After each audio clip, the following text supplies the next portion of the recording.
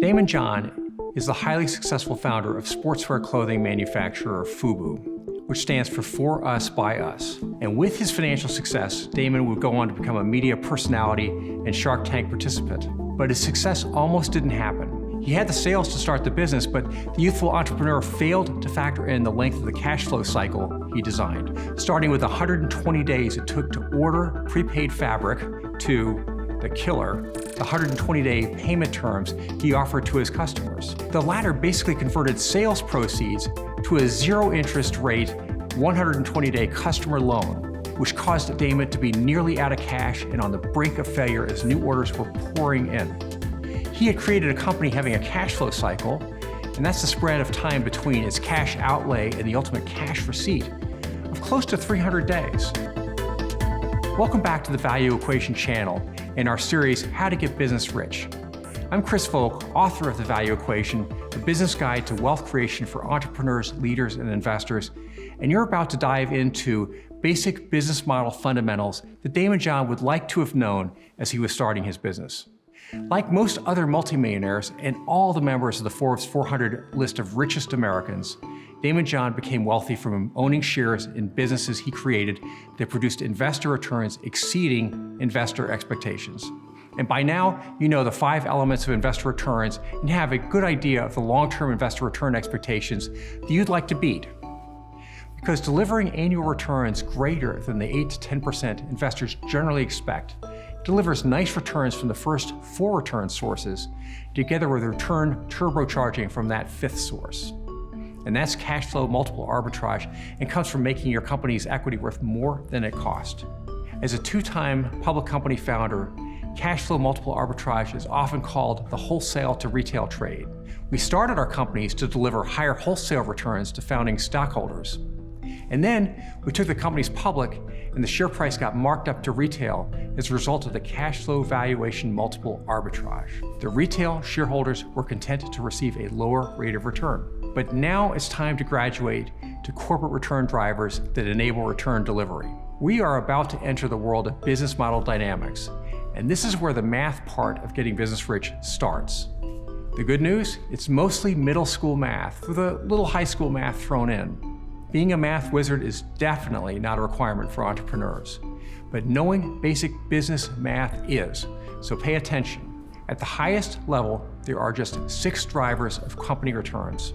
We'll list them here and give a quick demonstration of how they work, but each driver deserves some explanation, which we're going to do in a future episode.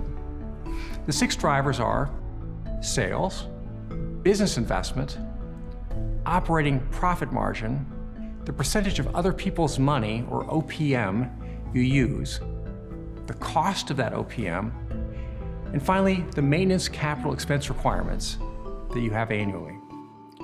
These are also the 6 value equation variables in my book, and are all you need to calculate equity investor current pre-tax cash flow. How does this work? So let's say you have a restaurant, which does about $5 million in sales annually, and the business investment in the restaurant is about $3 million. Let's say your investment achieves an operating profit margin of 20% of sales, and you fund your business investment with OPM of $2.25 million, which is about 75% of OPM. And the remaining 25% of the business investment is funded in equity, which is $750,000. The cost of that OPM amounts to 8% annually. And finally, your maintenance capital expenditures cost you, on average, $150,000 a year. The 6 variables will compute current equity or shareholder cash flow as follows. First, take your $5 million in sales, times your 20% operating profit margin, you get an operating profit of $1 million. Now you have to subtract the cost of the OPM. So you take your $2.25 million in OPM times its 8% cost, or $180,000. And finally, you have to subtract your $150,000 in maintenance capital expenditures, and the result you get is a current pre-tax cash flow of $670,000. And the current pre-tax equity rate of return, well, that's step 5.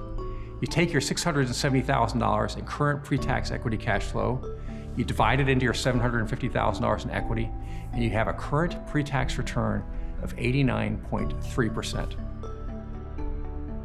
Not bad. The 89.3% surely beats investor return expectations, but it doesn't tell the whole story.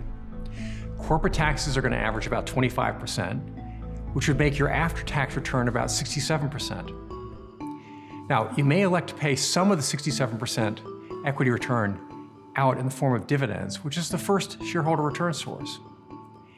And then there's the per-share cash flow growth, which comes from the three sources we've discussed. Same-store sales growth, cash flow after taxes that you're reinvesting into business expansion, and finally, external growth, or cash flow growth that's realized by issuing new shares to enable further expansion. Collectively, these four return sources set your return foundation by adding the cash flow per share growth rate to the dividend yield. If the result exceeds what investors might expect from investments having similar risks and growth potential, then you get to have the turbocharging fifth return source, which is cash flow multiple arbitrage. Just divide the expected return from the four sources by the return an investor might demand, and you get the equity value multiplier. Take your equity at cost, multiply it by the multiplier, and you get your new equity value. Now your return becomes the sum of the return from the first four sources plus your change in equity value. And that's how most multimillionaires and all billionaires are made. And given a successful business model, it often doesn't take long. We're about to dig into the value equation, which is a shortcut to determining the 89.3% current pre-tax return that we calculated. But before we do that, we really need to better understand the equation variables. And that's ahead for us as we continue to work, better understand how to get business rich and make some money. I'm Chris Volk, and you can find me at christopherhvolk.com. And thank you for joining me on this business wealth creation journey.